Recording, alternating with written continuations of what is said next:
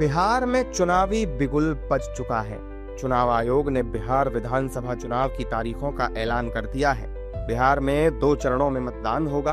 पहले फेज की वोटिंग 6 नवंबर को और दूसरे फेज की वोटिंग 11 नवंबर को होगी, जबकि 14 नवंबर को मतगणना होगी। चुनाव से पहले बिहार के मतदाताओं की नब्ज टटोलने के लिए IANS और मैट्राइज ने चुनावी सर्वे किया है। इस ओपिनियन पोल में बिहार के लोगों ने तमाम मुद्दों पर खुलकर अपनी राय व्यक्त की है।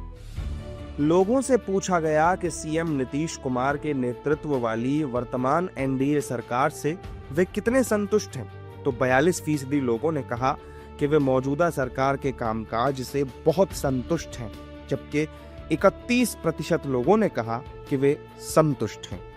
IANS मैट्राइज सर्वे में सामने आया है कि मुख्यमंत्री नीतीश कुमार आज भी निर्विवाद रूप से सीएम की पहली पसंद बने हुए हैं। 42% लोगों ने नीतीश कुमार का नाम लिया है, जबकि महज 15% लोग ही तेजस्वी यादव को मुख्यमंत्री की कुर्सी पर देखना चाहते हैं। बिहार चुनाव में सबसे बड़ा मुद्दा क्या होगा, इसके बारे में पूछने पर 24% लोगों ने कहा कि बेरोजगारी सबसे बड़ा मुद्दा है, जबकि 10% लोगों ने भ्रष्टाचार को बड़ा चुनावी मुद्दा बताया।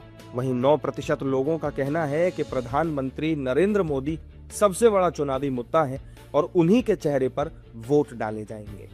अन्य चुनावों की तरह ही प्रधानमंत्री नरेंद्र मोदी की लोकप्रियता भी बिहार चुनाव में असर दिखाएगी। सर्वे में 57% लोगों ने कहा है कि पीएम मोदी की लोकप्रियता का चुनाव पर बड़ा असर पड़ेगा।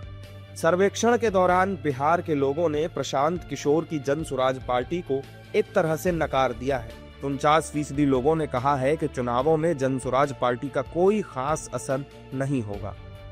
बिहार में सुशासन कौन सी पार्टी दे सकती है, इसके जवाब में 35% लोगों ने बीजेपी, जबकि 18% लोगों ने जेडीयू पर भरोसा जताया है। वहीं आरजेडी और कांग्रेस के पक्ष में केवल 15% लोगों ने अपनी राय दी है।